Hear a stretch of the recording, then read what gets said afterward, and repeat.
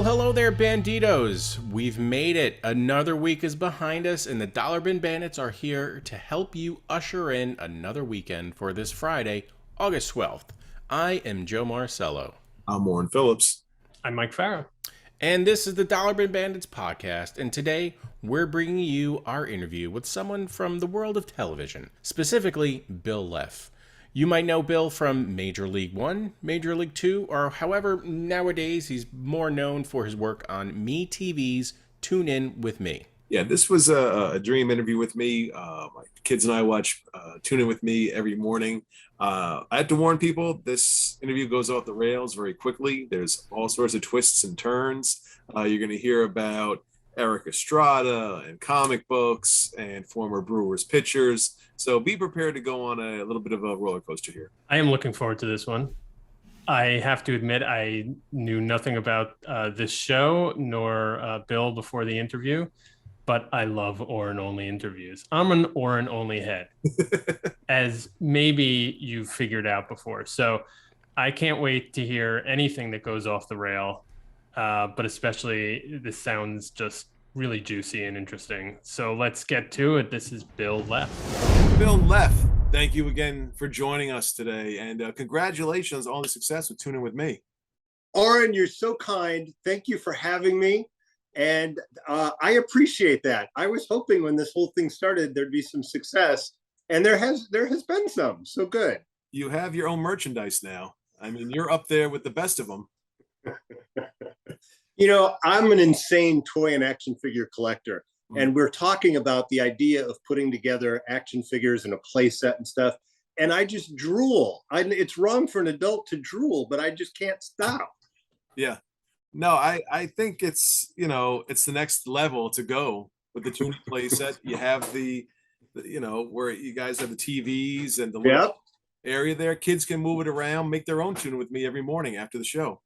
Forever, I thought the ultimate, if you're a human being in the 19th century, 20th century, 21st century, to have a Pez dispenser with your head, what would be better than that? And then they said, what about action figures in a play set? And I went, that would be better than that. That'd be the next step. I wouldn't want that. Yeah, that'd be fun.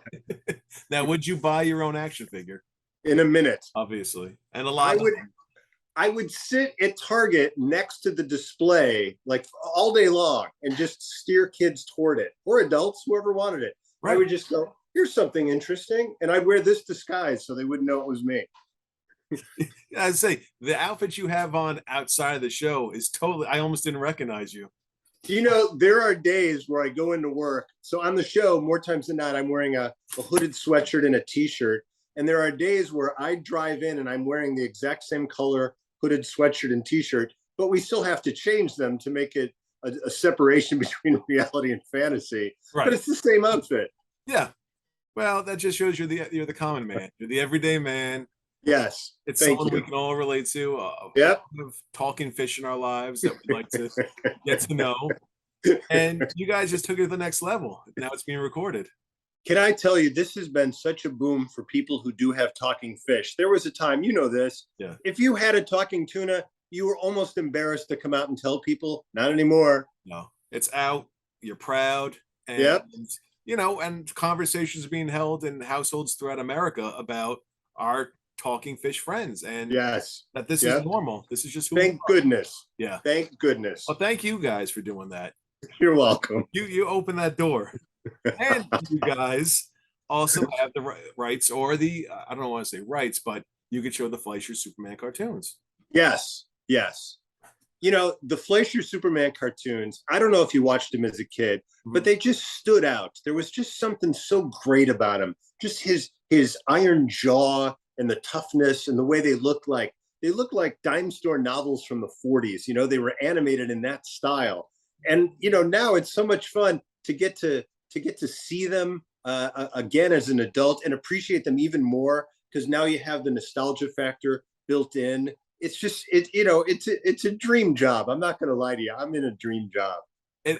I mean, like you said, they're beautiful to watch. You think about that. This is like the early days of cartoons, and the time and the effort to put in to capture every little. And people don't realize this is no computer. Each little movement was a drawing. Oh yeah. What have you done to do all this? Oh yeah. Last week I was lucky enough to go to Comic-Con in San Diego. Mhm. Were you there? Did you go by any chance? No, we actually spoke to Ray Pointer a couple Oh, weeks did ago, you? and he was saying that he was moderating the panel. Yeah, yeah. So it was a panel about Flescher cartoons, and it was done with Ray and with members of the Flescher family and the people that are restoring them. And they talked about the process of going in and finding these old cartoons, and they're still finding them all the time. They find little bits and pieces, and then they restore them. And the importance of this, because it would be like losing novels that were classic books or movies that were classic movies. So these guys are just doing everything they can effort wise to make this happen. And I said, whatever I can do, please let me do it. And they said, just the mere fact that you're showing them to a new generation. And I guess it's true. For kids who have never seen these things before, today's animation is special, no question about it. But that older stuff is just so amazing to watch. 100%. And one thing I mentioned to Ray, and I want to get your take on it, is that the Fleischer Superman, as we just said, as beautiful as it was, it seems like in years following, superhero cartoons sort of devolved instead of evolved. Like Yes. the gold standard, and it just got more primitive as the time went on. It's so sad, but so true. And it happened both to DC and to Marvel, just because the process, if you were going to continue to animate things, they just kept cutting costs and cutting costs. And even though it's fun to watch, those Marvel cartoons that were done in the 60s, they don't hold a candle to the classic stuff. They just don't. I remember there were so many days I was late for school because I'd be watching these cartoons, and I'd say to my parents, it's more important for me to watch these. And they'd go, yeah, sure it is. But it ended up being true. Now you're hosting a show with these cartoons, so you had the last laugh. I guess I did. Yeah. Yeah. But I don't want to take away from all the things that followed, but they just, for budgetary reasons or for creative reasons, they just didn't hold the splendor that early stuff did. And when kids see it now, I think they're dazzled by it because they can't believe how much animation is going on. All the Fleischer stuff. I used to, even as a kid, I would do this impression of all the Fleischer cartoons where everybody's always bopping up and down. Popeye and Blue and Olive Oil, they're never still. They're always just bopping up and down. And it's just great. What is your favorite superhero cartoon? Oh, boy. That's so hard. I said to the Flescher family last week, I said, I love Iron Giant. I don't know if it's my favorite, but I love the way that it paid homage to the Flescher cartoons of the 40s. And Jane Flescher, who's the granddaughter, said, yeah, it really does. We were in on that. We understood that. It might be lost on some people if you don't know the history, what came before it. But I just thought they did such a nice job of making a cartoon look like it used to look in the early days, But there's so many. I was such a cartoon fanatic. To me, the magic of Saturday morning, and again, that's something that because of satellite and cable television, kids can't just turn on ABC, NBC, and CBS and watch a full morning's worth of cartoons on a Saturday. But that time, that was like Christmas every week to just sit there for 3 hours and watch that block of cartoons and flip around between the three networks and watch your favorites. Kids will never experience that. It's just not structured that way anymore. Yeah, that's such a good point. I was talking to my friend about that this week, and that, my children have such access to cartoons at any point, but getting up at 6 a.m. on a Saturday, and that's your day, like, okay, I'm gonna put on channel this. Yeah. And when it was over, you're like, oh, I have to wait a whole other week. I mean, you had your weekday cartoons, but they weren't your Saturday morning cartoons. No. And Oren, I don't know how old you are, but we used to celebrate once a year. They would do this Friday night preview. So all the networks would put on somebody like maybe a couple of members of the Brady Bunch or the Partridge Family or some kid actors, and they would show you what their lineup was going to be for the fall. And that was like the Academy Awards or the Super Bowl for us as kids. We would all gather at our house or a friend's house, and we would all vote. No, wacky races. Are you kidding? When the Scooby-Doo Laugh Olympics run at the same time, you can't watch that. 100%. No, I agree. It was such a special time and creativity, and bringing it back to comics, you look at some of the comic books, they 2-page ads, spreads, right? What's coming for Saturday morning, just to draw these kids in. Like, there was money being spent Oh yeah. That was as important as maybe some primetime stuff for, putting eyes on your network. Yeah. And I don't know about you, but I never thought that would go away. I thought that would be something, even as TV changed, I went, but Saturday mornings is such a special time for kids. They wouldn't take that away. And they did. I don't know why, but they did. And not that kids don't love watching the political shows that are on in their place. I can't get Kids enough. love that. Yeah. But I swear, I'm not a morning person per se, but I'd get up to watch the beginning, and I'd stay till the end. And then our local stations here in Chicago would always show you like a Mickey Rooney, Andy Hardy movie or something like that afterwards. It's kind of a way to get you back into the day, So Saturdays, that was it. Parked in front of the TV. There was an opening in the couch where I would sit, my brother would sit, and we would just watch these things. I just miss that so much. That's awesome. Now, what are your thoughts on the Super Friends cartoons? Loved it. Nice. Again, the animation wasn't great, far from great, but it was just so funny to me that these guys would hang out with Wendy and Marvin and the dog. These are Superman doesn't need to hang out with Wendy and Marvin and Superdog.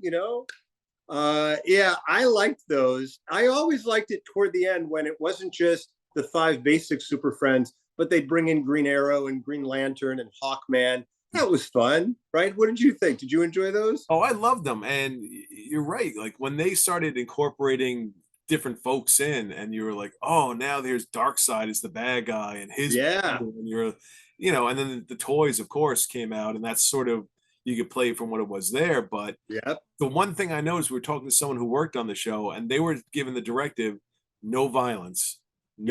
So every conflict has to be sat down and let's talk about how we're going to solve it, and then come to a rational way to stop it without fisticuffs. And when I heard that, I had to think back to the show, and I'm like, oh yes. Yeah. It sort of took away the magic a bit. I'm like, oh man.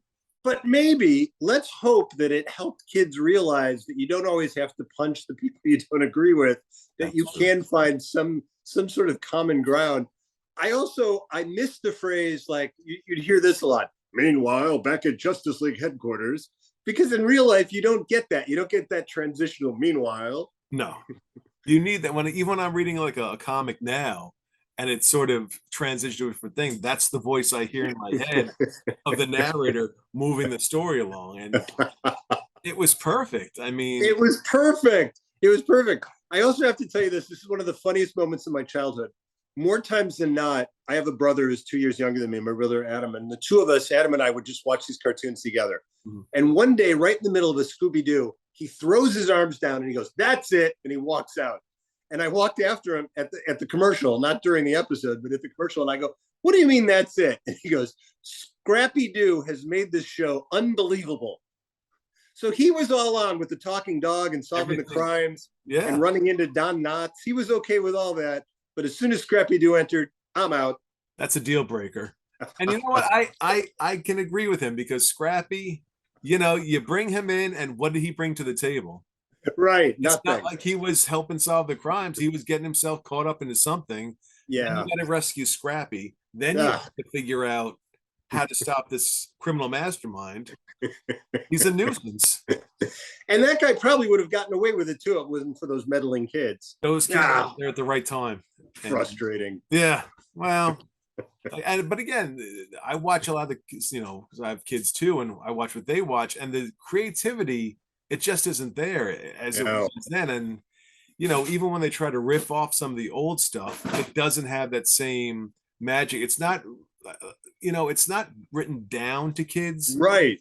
But it's, when we were watching cartoons, there were stories that we could understand that didn't make you feel dumb, that it wasn't babyish. They treated kids with respect, as you'll be able to understand this and follow it. That's so true. And I don't know why that element had to go away. Again, I guess it's cost cutting, but I used to remember with so many cartoons, even as a child, I'd say to myself, why do the Flintstones keep passing that same tree? Or why is Shaggy always running by that same window over and over and over? How long is that hallway? Where is he going? There were little blemishes, even though it was magical to watch. You just go, did they spend enough time? I also always wondered who picked the guest stars, because a lot of kids of the 70s didn't really care if Mama Cass was in a haunted house or not. You know, Take that back. with all respect. Yeah, you make a valid point. I can understand that they might not be hip to that, but the Globetrotters, Yeah, the Globetrotters. that makes sense. You know, when you're on the road, you might wind up in a haunted house. And if you don't have the right crew to help you get out of it, you're going to be missing players. Do you remember when they had their own cartoon? One of them had the ability, like one of them looked like a giant basketball head. Remember? One of them could change shapes. I did not see those. Oh my God, they were so funny. They were so funny. And also it amazed me that Hanna-Barbera, and I love Hanna-Barbera, but they kept ripping themselves off. Like, not just did they only have Scooby-Doo, but they had Goober and the Ghost Chasers and Funky Phantom. Mhm. They just kept reprocessing the same ideas, but that was fine. Yeah, people kept watching. You know, if the formula works, Yeah. just, you know, tweak the ingredients a little bit, but Yeah. people still going to like it. Yeah. That's it the worked. main thing. Now, I also heard a rumor that you're also a toy collector. Yeah. Are you as well? I have some. I have all my Superpowers figures and a good amount of the Secret Wars figures, but Oh, nice. toy cars we have because my son collects police cars and Oh, excellent. stuff like that. Excellent. Yeah, it started when I was a kid. Whatever I'd play with, I'd put back in the box and make sure it was still in good shape. And it just kept accumulating and accumulating. And now I'm right around 30,000 figures right now. Wow. And they date back. My earliest stuff is from the early 60s. And then I'm still getting stuff today. There's this Marvel retro line that I just love. So I've been getting those. I got some more this week. But I'm very lucky in that my wife is extremely patient and understands that I'm not well and that I need these to survive. And there's 2 rooms in our house dedicated to, I'm in one of the rooms right now. Mhm. It's just dedicated to figures and toys, action figures. So as a child, how did you learn the discipline to treat your toys so well and keep the box? Because the box is basically the grail for all these toys. It really is. I remember hearing so many stories of people a little bit older than me that would talk about their cherished baseball card collection and how when they were away at college, their mom would come in and clean out the room and just throw it away. So I figured if I kept the toys in their boxes, it would fool my parents into believing they were either new or, you know, something was special about them to not throw them away when I was away at school. So it's a reminder I have to make to my own family every once in a while. Remember, everybody, if you see something in a box, don't throw it away, please. So you didn't do it out of being tidy and thinking long term. You did it out of pure fear that they're going to end up in the dumpster. Yeah. And it took it from there. Yes. Whatever works. And I do have to say, my wife and I have been together for, over 30 years, almost 35 years now. And I told her at the very beginning, before she saw any of my stuff, I have a lot of stuff. And I explained what it was and everything like that. And she was very polite about it the first time. But as time has gone on, she knows, you know, like when we were house hunting, we were looking for a house that had a room that I could dedicate just for the figures. We didn't have that much stuff other than the toys, but she's been nice about it. My daughters have been nice about it. I'm very lucky because I know it could have ended otherwise. That's a very good point.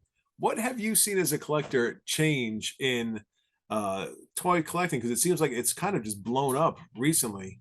Yeah. When did that really start, or when did you notice that more and more people are starting to get into that?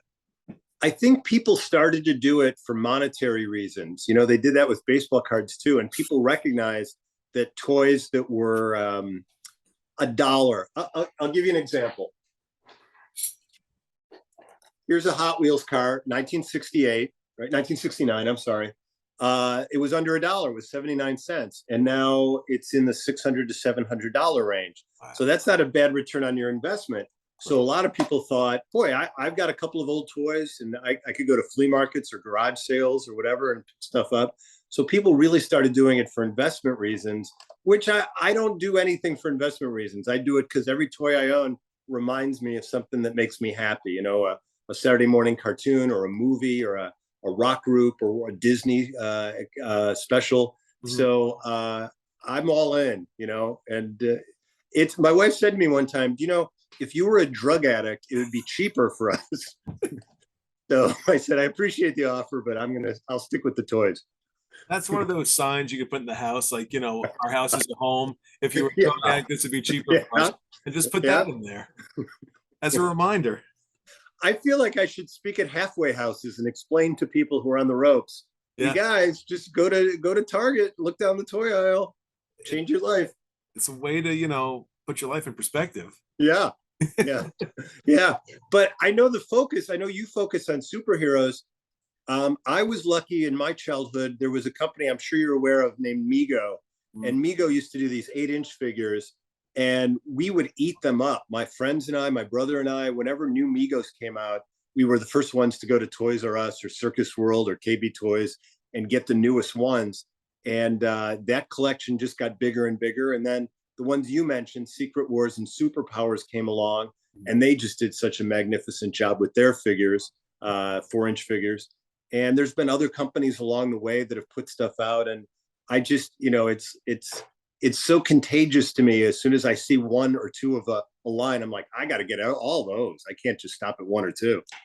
Of course. But when you look at, I'll even say Star Wars, G.I. Joe, those figures, and I just have to say their playability as opposed to a Mego. Did you look back at Megos and be like, what was this about? Or at the time, that's because they were just what was out there. It was cool. You know what it was is the Megos were funny because they looked like superheroes in their pajamas. Every Mego superhero that came out, oh look, it's Batman in his pajamas, it's Spider-Man and Aquaman in their pajamas. So they looked kind of like a cross between the cartoon version, the comics version, and the TV version. They were somewhere in the middle of all of those.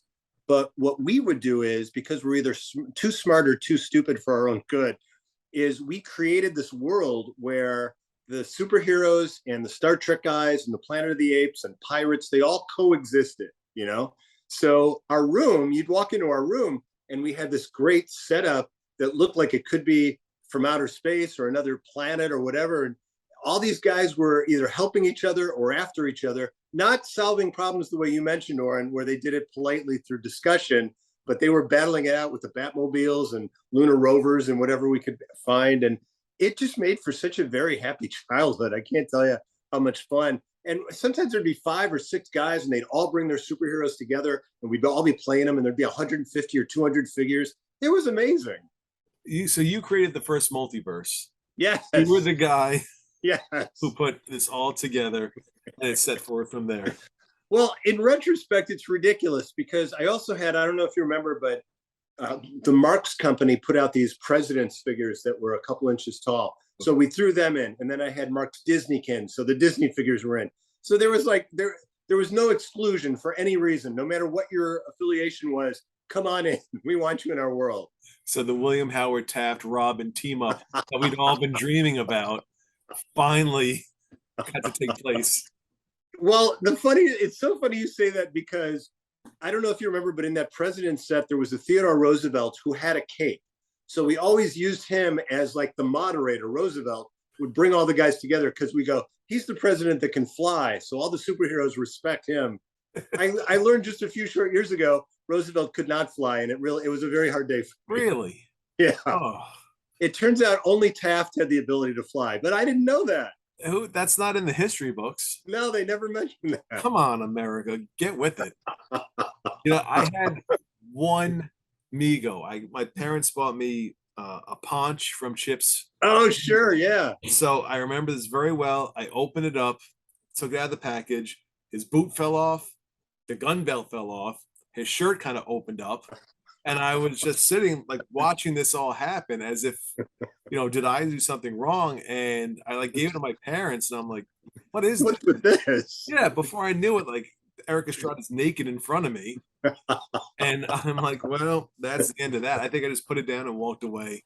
And so I have a dear friend, Jason, who collects Megos and I respect them, but I was scarred terribly from that experience.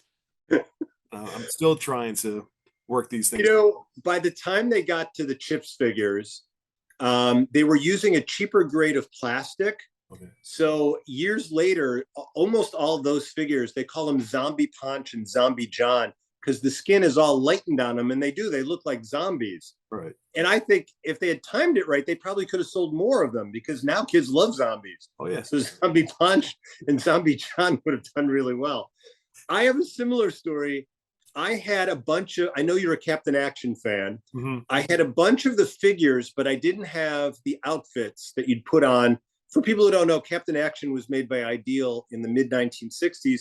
And you would buy a figure, a Captain Action figure, and then you could buy any one of 14 different outfits, and you could dress them up like Steve Canyon or Buck Rogers or Green Hornet or Spider-Man. So I had all the figures, but naked, and I didn't have any of the costumes. So one day I made a purchase. I found a guy, and he sold me a bunch of the costumes. And I'm sitting alone in my room with all these naked figures around me, getting them dressed. And my wife was at work, and she comes home and she opens the door and she sees this. And she goes, "We will never speak of this ever under any circumstances." I can see her point. At the She time was right. Walk into, She was right. you know, it's back to the drugs. If she walked in and you smoking crack, it would have been like, okay, you know what? I can deal with this. Yeah, we can but get you then- some help. Not this time around. A whole pile of naked figures having to. Yeah. But you Yeah. know, Captain Action, what a brilliant idea, marketing wise, for parents to say, "I buy my kids one figure." Yeah. All they have to do now is buy a bunch of things. They have a whole different set of figures anytime they want. Yep. Let me show you something really, really quick that I think you'll appreciate. Okay. So if you're a Captain Action fan, this whole shelf is all the original figures. Oh wow. And I'm only missing two. I'm missing Spider-Man and I'm missing Green Hornet. Those are the two most expensive. But the good news is, in this shelf, I do have them not in the box, but just loose. Right. Now, where do you find most of these? Is it on the internet, or you just go to shows, or? I go to toy shows, and then I've put together a network of people who every once in a while I keep in touch with and tell them what I'm looking for, and they keep their eyes open for me. That's awesome. So people all around the world, it's really been nice. The internet has been the best thing in the world for collecting, and the worst thing in the world, because somebody somewhere has what you're looking for. The problem is sometimes the price is a little high. I was going to say they probably know if they have the exclusive, they're going to mark up the price to whatever they want. Yeah. Yeah. The one thing I always thought about with Captain Action in a sort of a nerdy kind of way is there's a bus going over a bridge, and you see Captain Action in a Superman costume. Those people on the bus, I don't like the odds. Or No, I know. like a Tommy gun shooting at Captain Action, the Superman figure. Guess what? Those bullets aren't stopping. No, I know. There's some flaws in the storyline. There's no question about it. But, you know, all these things really helped kids, I think, develop their imaginations, because there was no limit to what you could do with any of these things. Right. And I still, to this day, when I'm writing an episode, I'll call back something that I thought about when I was 7 or 8 or 9 years old and go, I can use that in the episode. That's still valid today, you know? Right. So in a weird way, everything that I was doing as a kid that I felt might have been a waste of time, I don't know if it was. It probably ended up paying off. And one thing I think is really legit awesome is, you know, on the show when you had the Fantastic Fridays, you guys, you know, fans want to see your toy collection. Like there's a lot of excitement to see that. And, you know, they get to kind of relive their childhood, because you have, like, you had that one where you had the store display for those cowboy figures. It's Johnny West. Yeah. Yeah. Oh my gosh. I mean, the art on it is beautiful, and how the whole thing is set up, and that was really a treat to see. Yeah, they put this toy display out, and I still remember, with most of the displays I have, I remember seeing them as a kid and wanting them so badly, and time after time being told, or whoever worked at the store would tell my parents, we can't sell the displays. That's how we sell all the figures, is we put them on the display and people see what we've got. So as an adult, I've gone back and I've bought most of the ones that meant something to me. And I still remember this Johnny West display was be at a Toys R Us, and I would just stare at it because it had an old Western look. You know, they used the color scheme from the Old West and the lettering, and it just said, when you see it, it says 1969 or 1970. It's unmistakable. And you know, to own that stuff, people have told me you must get buyer's remorse sometimes, but I never do, because I just spend every day just looking at this stuff going, I can't believe this memory from mine from so long ago is right there. You know, it's exciting. 100%. And all those things were thrown away. Yeah, So historically, the fact that you're able to keep some of this, unless there were pictures taken or maybe, old corporate memos that had information about it, no right. one's going to know these displays because, for our generation, these displays are what sold so many toys. Now, Sure. kids just go into Target and, they're just lines of toys, but you don't have the art and the story to draw you in like you did when we were growing up. Yeah, it's sad, because that's part of it. The lineage of these toy lines.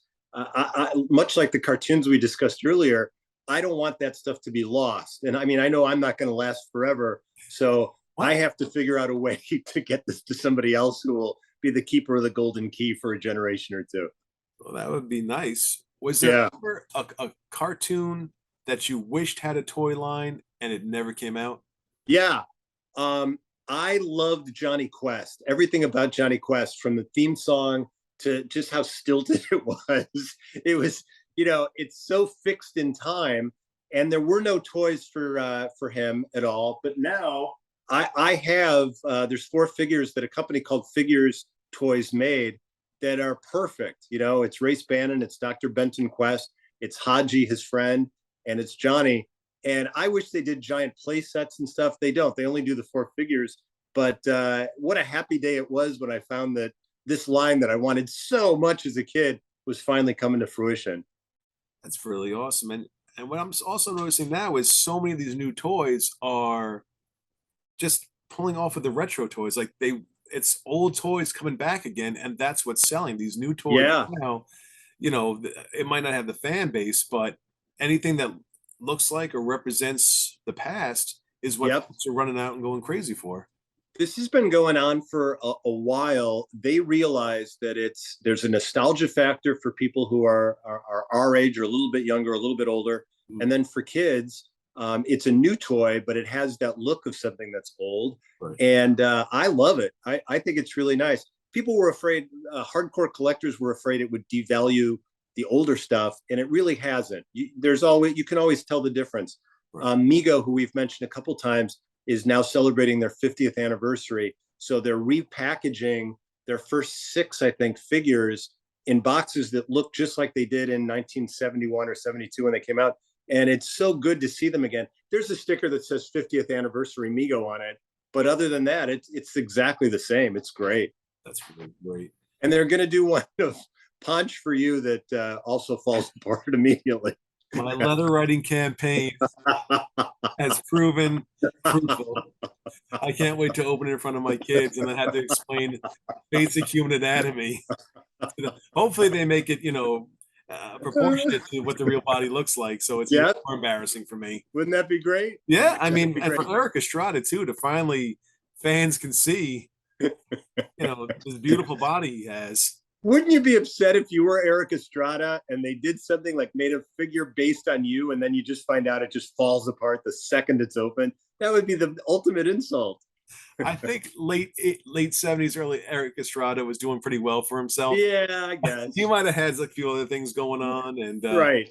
But nowadays, I'm sure he would get to the bottom of that. That's on his priority list. So how was terrific? That's where I was. Comic-Con.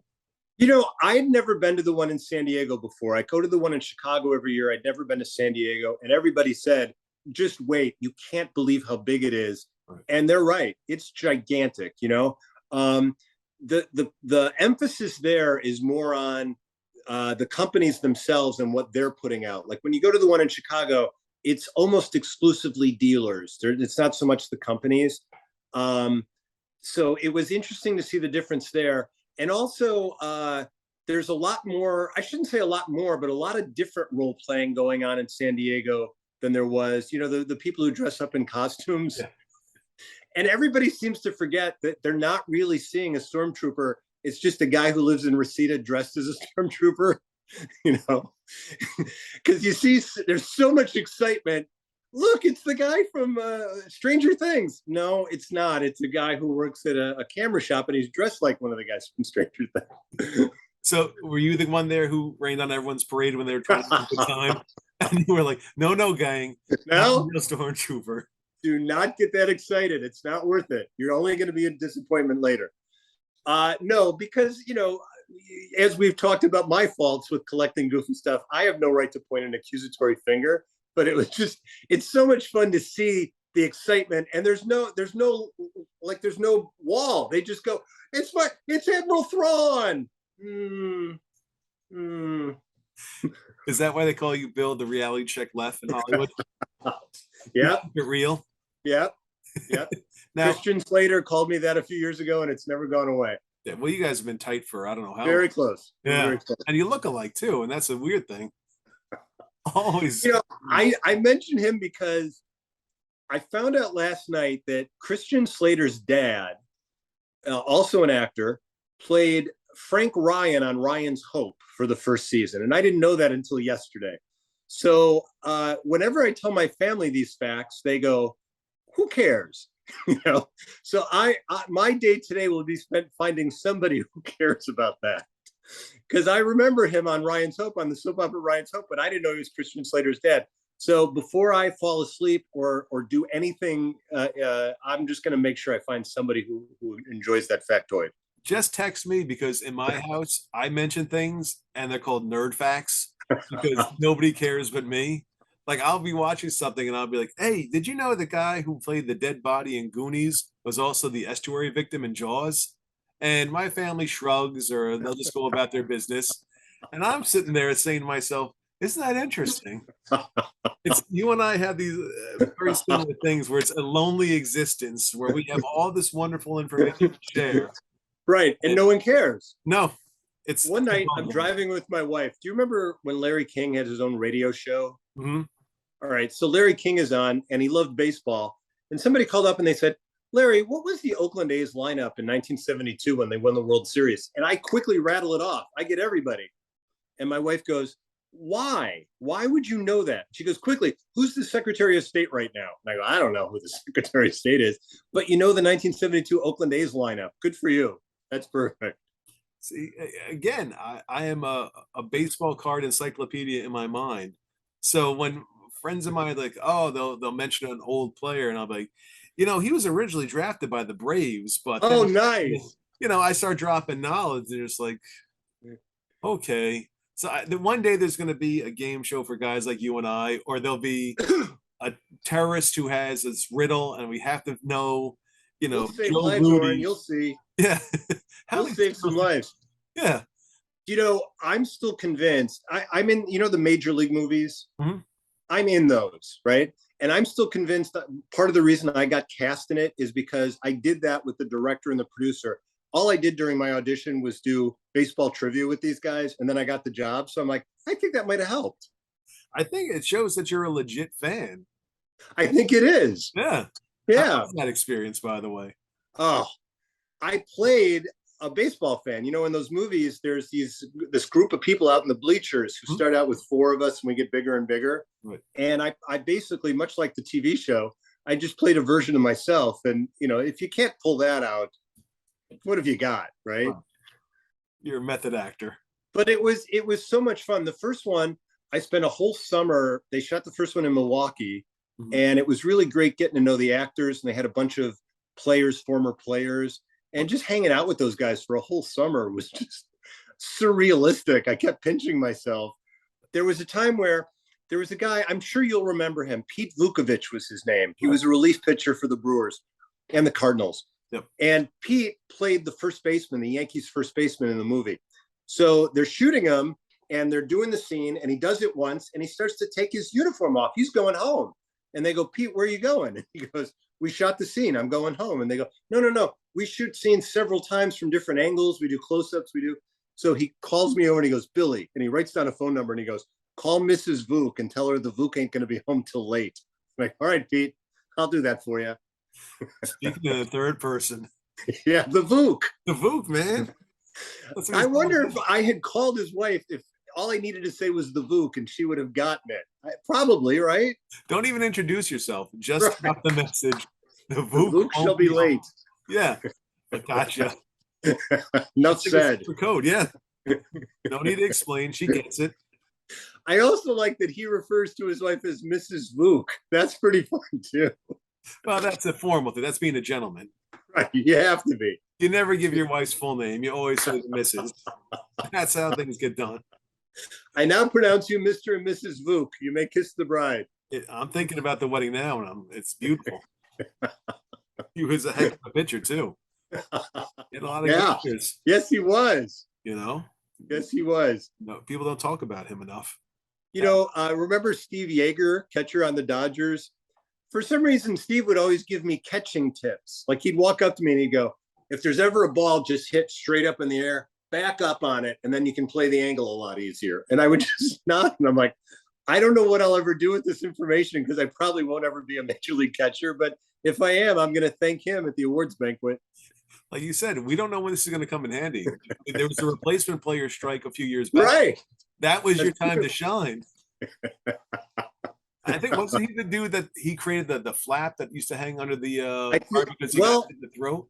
Was it Steve Yeager? I remember Gary Renicky of the Orioles wore one. Yeah. And it was like a shield to hold over your neck. But maybe, Steve Yeager may have gotten hit in the neck or something. Yeah, he got a baseball bat to the throat, so that's why they used to hang down, and that would protect them. Oh, I didn't know that. Wow. You just learned a lesson. Wow. All right, here's a quick baseball card question for you. When you collected, did you put the players in numerical order or did you put them in teams? Teams. Yeah, me too. Yeah. You had to, because they were more comfortable that way. Right. If that way you knew you had the whole set. Like if I knew I had all the Pirates, like I'm a huge Mets fan. So if I saw, I look on the back, Jerry Martin's missing. Yep. I got to somehow swing a trade for Jerry Martin.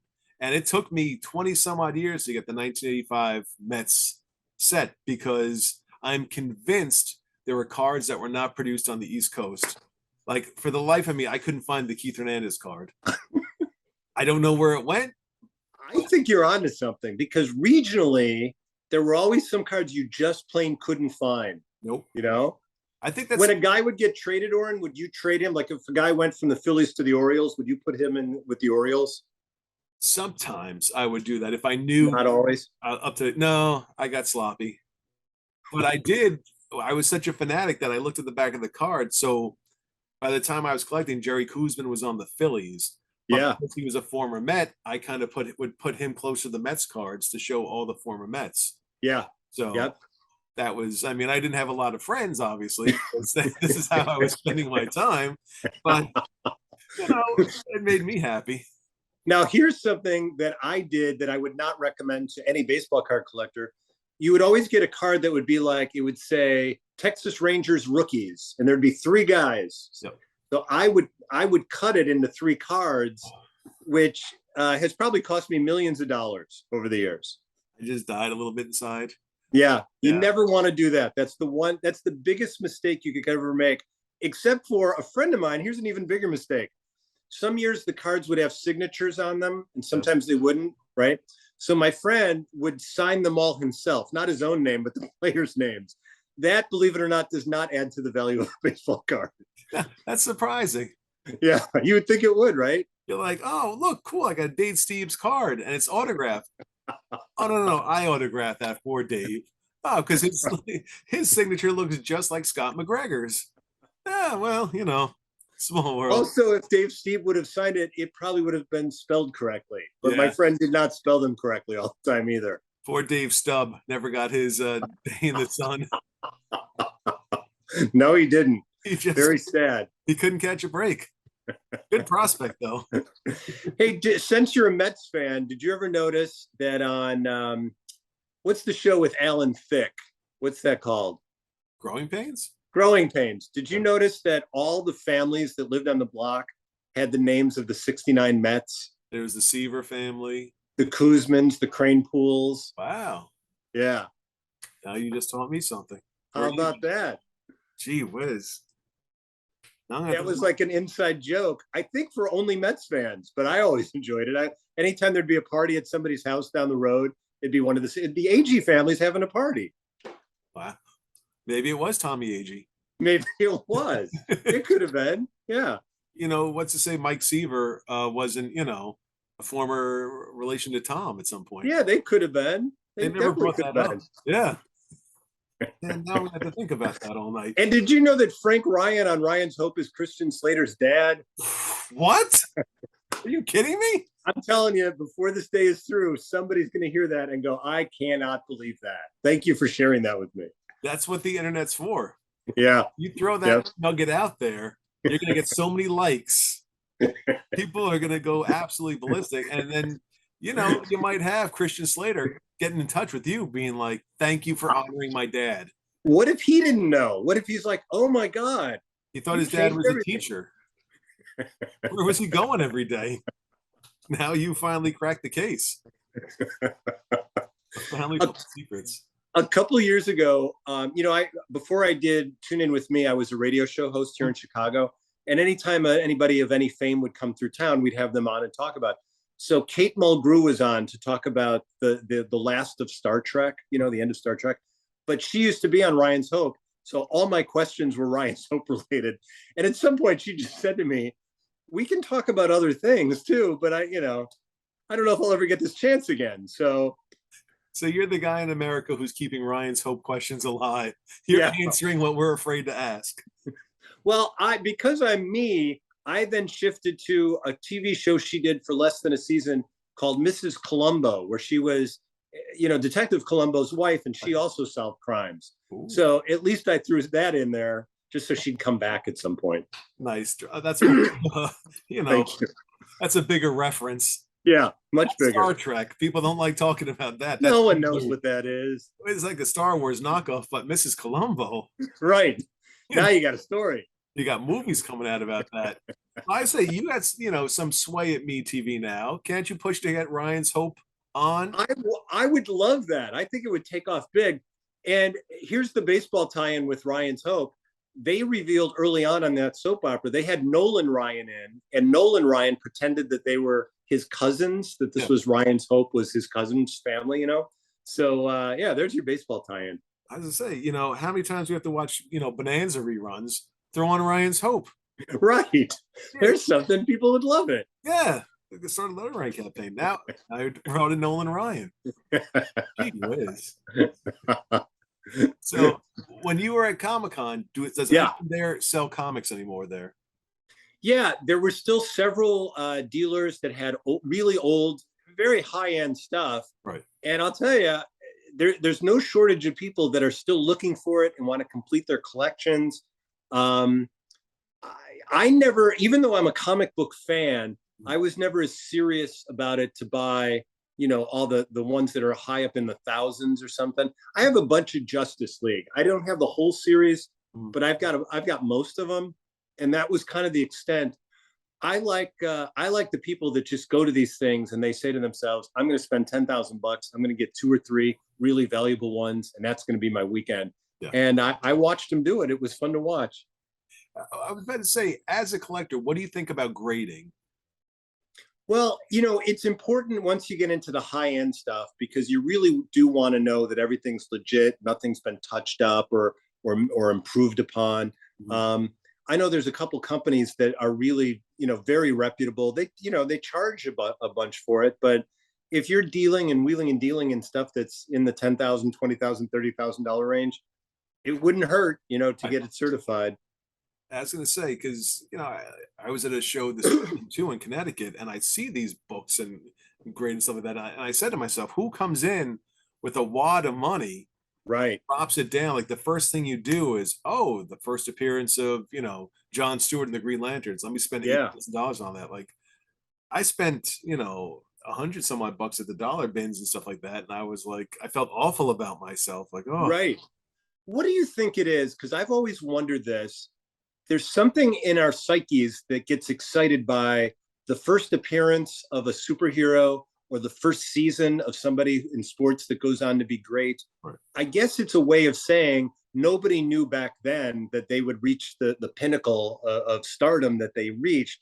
But you always see rookie cards and you always see first appearance comics. Those are the ones that always go for the most money.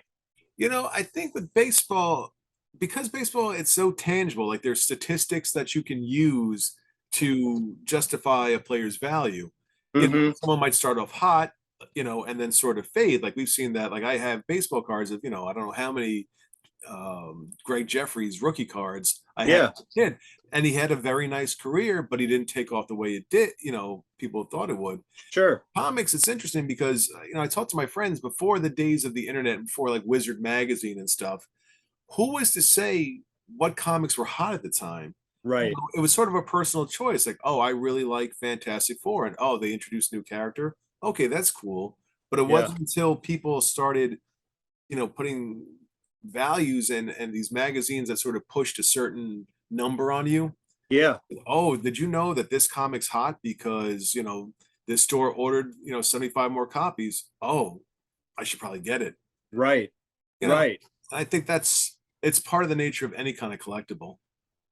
I remember friends telling me every once in a while, and I'm a big baseball fan, but friends would say, if you've got any money, Ken Griffey Jr., he's coming up next year. He's going to be huge. There was always like, I know something no one else knows. There's some player, and there was never anybody that was a major surprise. If you read scouting reports, you knew who was going to be a star and who didn't. But yeah, they would invest, whatever money we had when we were, 14 or 15 years old in these rookie cards and have 30 or 40 or 50 of them. And sometimes you made money and sometimes you didn't. And at the time, they were mass producing, like the late 80s, early 90s. Like, I can't tell you when I go to flea markets how many 1988 Donruss complete sets Sure. have on top, because the speculation market was going crazy. Like, Yeah. I have a set that I never opened, but I know I could sell it for like $3 because there's millions of them out there. Yeah. I think, that's what happened with the comic boom too in the 90s. That everyone was speculating and more and more and more issues were printed. So there's no value because they're so common to find. Yeah, right. Now, since you're on the East Coast, I'm going to throw a name out, and I don't know if you'll know who this is or not, but does the name Renata Galasso mean anything to you? Sure. They had the whole magazine. They had all sorts of sports cards. And yeah, I have it was like a grail for me, a magazine they put out, like an interview with Frank Robinson and stuff like that. But they also printed reprints of the T206 cards, I remember. Yep. That came in some magazines and stuff as well. Before they came along, if you were going to collect a set, you either had to, buy tons and tons and tons of cards blindly, or if there was a baseball card shop near you, you could go in and, fill in the holes. But Renata Galasso, that was based on the East Coast, did the whole set. You could buy the whole set. And it was nice because then you didn't have to worry about getting extra cards, but the thrill of the hunt was gone because they were all in that box. Yeah, I agree. Because, if you get to a certain point and maybe the 1986 sets coming out and you still have to finish that San Francisco Giants team, okay, get them out of the way, and then you could focus on the new set. Right.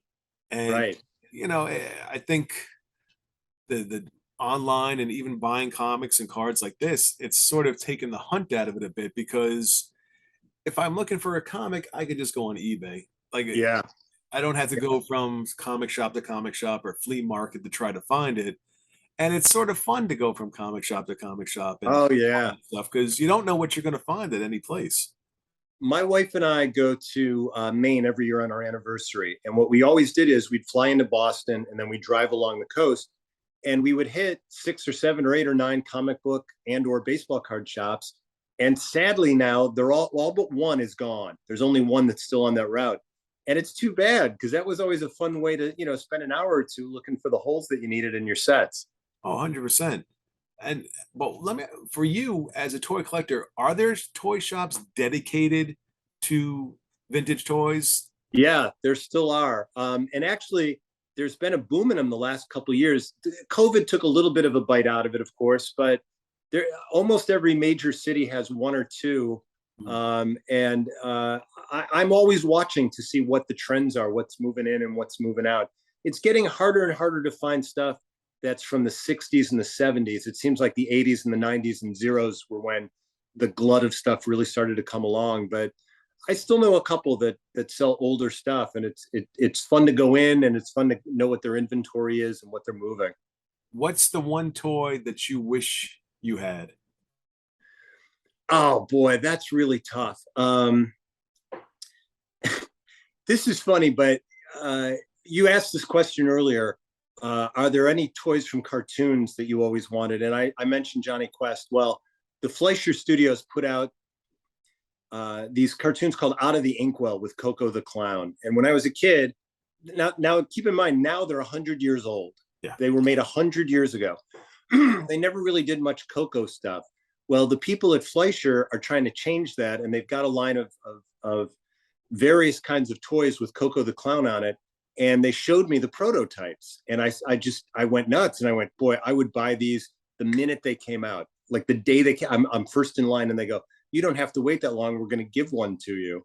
So I haven't received it yet. It's due any day now, but it's such an emotional thing for me, because it's like, that's one of the things I wanted so badly when I was a kid. It took years and years to come, but now I'm finally going to have it. That's awesome. Yeah. Then they're giving it to you. Yeah. That's really awesome. Also, the Hot Wheels car that I showed you earlier, I still remember the very first Hot Wheels car my mom got for my brother and I. We were at a Topps department store. I don't know if they had them by you when you were a kid, but Topps had this whole display of Hot Wheels. They were 66 cents at the time. And my brother got 5 of them, and I got 5 of them. Well, now all these years later, I'm trying my best to complete those sets from the early 60s. And like I said, those cars that were under $1, 66 or 77 cents, they're now $500 or $600 or $700. Some of them go up into the mid thousands, 5,000, 6,000, depending on the color of the car. But when you do find one and you do make the purchase, your heart beats faster because you're going back in time. Now, is it true that with Hot Wheels, if the tires have like a red ring around it, they're an older version or they're a rarer version? Yeah, the first 5 years Hot Wheels were out, they made what they called red lines. And that's exactly it. There was a red circle on all the tires. They changed that. And they also changed the kind of paint they were using. They used to use this kind of paint that had a glow to it, like a sparkle to it. But they were finding kids were chewing on cars. And it wasn't the healthiest thing in the world to chew on cars back then. It is now. The Food and Drug Administration has made it. I feed my kids at least 2 Hot Wheels a day. I just want to, because I'm a good dad and I want to make sure you're a great dad. I'm looking out for them and their well-being. But what they used to call the Spectra Flame paint jobs of the late 60s and early 70s, they changed to a more enamel type paint. Better tasting and better for you, I guess. So that's a 2-win. That's a double win right there. Everybody wins. So, Oren, if you're ever here, if you're ever in Chicago, you got to come by because I think you'd like to see the collection. I think I would be absolutely honored. I got to find my way out to Chicago one day. Whenever you're here, I appreciate the offer. And but not Joe. Joe can't come. You know what? I'm putting my foot down with him. He is not allowed in Chicago. Yeah, the way he treated you by not showing up today. Horrible. Yeah, you don't do that to celebrities. Or me. Yeah. I mean, if he pulled that on Svendoolie, I'd be like, not Bill Leff, the face of the franchise. You would see lawsuits piled as high as the mountains. Now, have you met Sven? Obviously, you've met Sven. That's a dumb question. I've known him for years and years, and I'm so happy for him because when I was growing up in Chicago, I don't know if you know this, Rich is the second guy to play Svendoolie. There was a man named Jerry G. Bishop that played him in the 60s. Right. And the production values on Svendoolie were so inexpensive at the time, they didn't even show motion. They were still a series of still photographs, and the guys would talk over the still photographs. And then production got such that they could actually film in a studio. Jerry G. Bishop retired, and he gave Rich, who was one of the writers, the job as Svendoolie. They called him Son of Svendoolie in the early years, and then he just became Svendoolie. But I've known him since those years, and to just watch this fame that he's achieved nationwide, and no one deserves it more than him because he works so hard. He and his producer, Jim Roach, worked so hard on that show, and it's just so good to see. I don't know if you've had him on, but he tells the story of a Comic-Con from a few years ago where Mark Ruffalo was walking past and saw Svendoolie and started to cry. He couldn't believe he was meeting Svendoolie. And that's the effect he has on people. Mark Hamill from Star Wars watches every week. Gilbert Gottfried would watch him every week. Mm-hmm. It's a nice group of people to have impressed, Oh, 100%. And as much, I love MeTV, but if he wasn't sort of the rock, the anchor for it, because that brought a lot more eyes Yeah. TV, seeing that like, oh, let me see what else is on this channel. Yeah. It goes from there. And I mean, not to blow smoke, but right now you guys are doing that too. Like, Oh, thank you. it's taken off. It's a wonderful show. I watch it, with my kids. It brings back a lot of memories. But when I see the fandom Yeah. focused at the show, like you've really touched a lot of people. There was something missing, and it's just to bring back their childhood with these cartoons. And you guys do it it's a very funny but also very respectful way. You're not mocking these cartoons. You're as Right. excited about them as they are. Yeah, I think if you ask most kids or most people our age about their favorite memories as kids, they're going to talk about not just Saturday mornings, but a lot of cities had a cartoon show before school or after or both. Right. And I know for me, boy, I logged so many hours just enjoying that atmosphere. And our goal was to bring that back. Neil Saban is the man who runs our network. He runs MeTV. And they told me when I auditioned for it, they've been working on this for 8 years, that 8 years ago, they said, they were shocked nobody had done it, but they said, let's go back in time and recreate that magic of before school, after school, Saturday mornings. And that's what we're trying to do. And it really is. It's a job where I laugh every day. If it's a day where we're writing, we're laughing during the writing sessions. If we're filming, we're having a good time. I feel like I've lucked into something. I really have. And what's great too is the people you have writing and the people you work with on it. You can tell there's a really genuine connection between you guys. You play off each other very well. It's a really honest banter. It's not scripted, like, let's pretend that we're friends. Yeah. I think fans could tell there are some times where Toonie might say something that's off script, and he'll catch you off guard. And I think that's, a great moment to show, like, oh, that it's a living show. I am very easy to break in that, much like on the old Carol Burnett show, when Tim Conway would just look at Harvey Korman and he'd fall apart. Mm-hmm. If something makes me laugh, I know we're shooting and I know there's a lot of people who are doing their jobs, but I cannot help myself. And Kevin, and when Layla was part of the show, they both have the ability to make me laugh very easily, and I can't hold back. So yeah, what you're seeing is real. So there are a lot of crew members who haven't seen their family in a while because you've been giggling the whole time. Christmases and birthdays. They call me Take 11 because there are times where sometimes they won't even say it. I'm still thinking about the last take that I blew. So I will laugh at that the next take because I know it's coming. So yeah, I'm by far most unprofessional actor on the show. Are there any cartoons you'd love to have on that just right now it's just not possible? There's so much stuff that Hanna-Barbera did in the 70s that I would love to see again. Remember Wacky Races? I loved Wacky Races. And I know the plot line of Wacky Races was razor thin. It's the same plot they used in Scooby-Doo Laugh Olympics. It's just a bunch of teams all going against each other. And then when you win, you got to start over next week. All right, that's fine. I'll play along. I would love to see those. Jerry Beck, who is a cartoon historian, did a panel at Comic-Con last week that I was lucky enough to be a guest on, where it's the worst cartoons. Mm-hmm. And he and I talked about it, and he goes, you guys should do this every once in a while. Just say, hey, we show you a lot of quality cartoons, but there's a lot of bad ones. Let's watch a bad one. So I talked to my bosses and I said, what about that? What if we did a worst of the week where one slot per week is dedicated to a really bad cartoon? And we're taking a look at that. We don't want to scare anyone off by showing bad stuff, but there's some intrinsic value because even though they're bad, there's something to it. They're good, Of course, unless, this day and age, if you say something's bad, you'll have 1,000 emails coming to you like, I grew up on that show. Right. Who are you Don't today? make fun of it. I told him about a cartoon. I don't know if you remember this or if they showed it on the East Coast, but there was a cartoon that they showed here called Max the 2,000-Year-Old Mouse, which had almost no animation at all. They would show you a still frame of Max or somebody that he's encountered over his 2,000-year-old age. And then they would just zoom in on Benjamin Franklin, or they'd zoom in on Thomas Jefferson. And it was so poorly done. And yet I never missed an episode. I watched it every time it was on. Are you sure you didn't imagine that show? No, it was real because people there came to me. They remembered it afterwards. They go, I thought I dreamt that. And I go, no, it was real. They really made that. And then Clutch Cargo, with the moving lips where nothing was animated but the guy's lips. Yeah. It was horrendous, but enjoyable.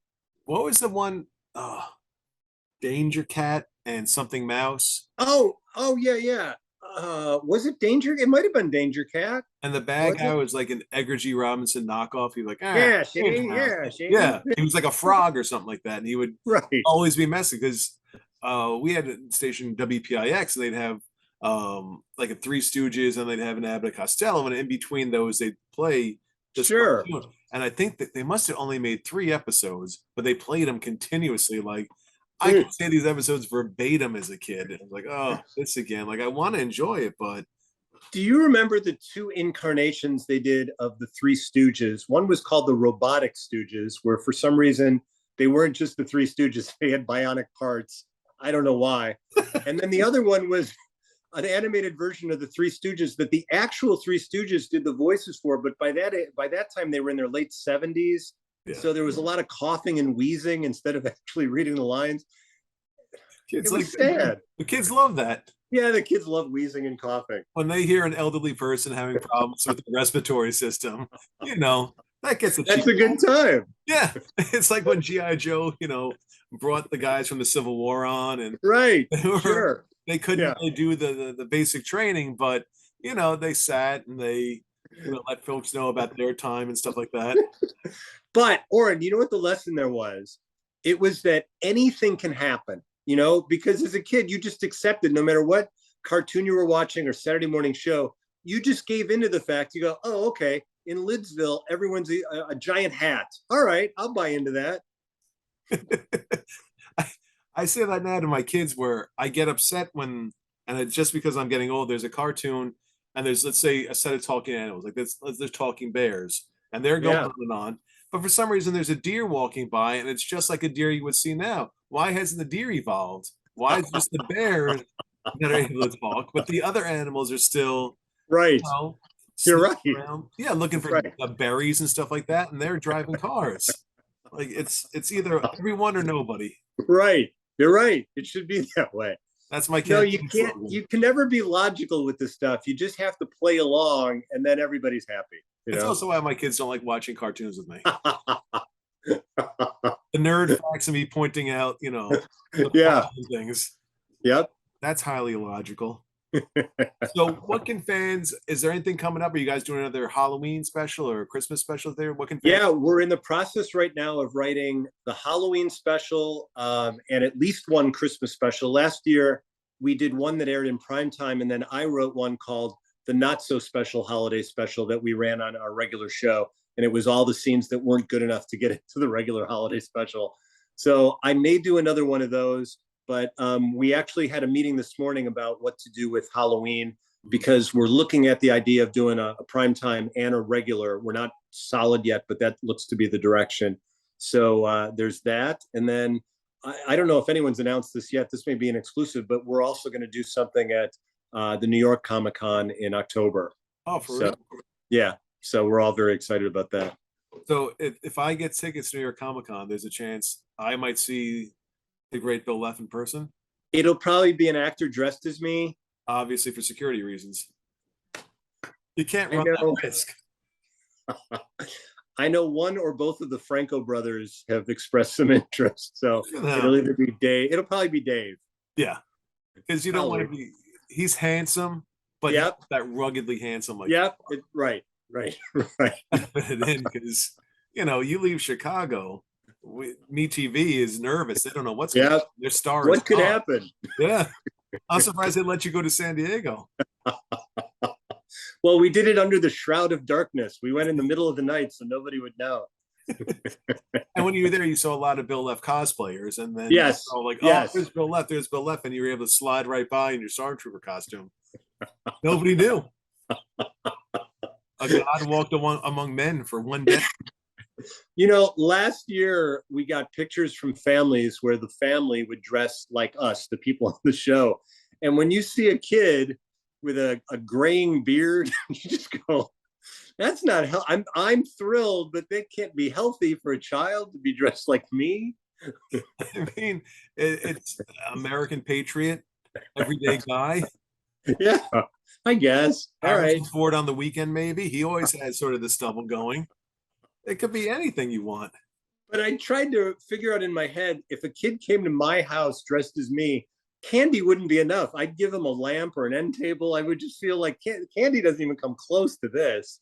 I got to make this right. I like the fact that you'd give him a lamp. There you go. Here, my Honey, Scotty, who gave you a lamp? The guy dressed like me. Oh, guy. bad guy. I told you not to go to his house. Why would you even go to his house? That's why you only go to the neighborhood where the 69 Mets live. That's You should not that's get true. kind of Meshuggah. It's just going to be former players, maybe giving out a baseball card, but there's Right. no lamps or furniture being given No. to kids. It's better for everyone. You're right, Oren. It's true. It's just a safety tip in general. And we're back. Another Oren solo adventure, and as always, another home run. I'm with you, Mike. I'm with you. There are people out there who are known to be Paul Heyman guys. Well, I'm an Oren solo guy. And that is not a euphemism for something else. Thank you. Oren, great interview. And you are absolutely correct. This was, this covered a lot of area. Okay. There was a lot discussed, calling me out. But that's okay. Great work. Thank you. Yeah, his toy collection is absolutely unbelievable. If you ever get a chance on MeTV, there's a show called Collector's Call. If you can find an old episode with him, you can see his full collection, or just the tip of the iceberg. It's incredible. And Toon In with Me sounds like they have some great stuff coming up with Thanksgiving, right? Halloween and Christmas. So be prepared for that. One word for this episode: epic. We went everywhere. And then we came back again. That's true. And so, there's not much more to say. I'm not going to wrap it up. It's hard to wrap up because it just went so many different places. Let's instead turn to one of our patented Apple Podcast reviews, because we did get a new one. And as promised, we would always read them on the air. So this one is a 5-star review from Doc Rawls from July 8th. And he says the following: this show is cool as a moose. Love listening, ear emoji, to this show. Cool beans, sunglasses, smiley face emoji. First review with emojis. First review mentioning a moose. Doc Rawls, thank you so much. Everybody else, thank you so much for listening. Please rate, review, and subscribe. We have proven again and again that we will read your reviews. And we will even send you something as long as you reach out to dollarbinbandits@gmail.com to give us your address. It will be in the mail. So go do it. Otherwise, have a great weekend. Thank you for listening, and we will see you next week.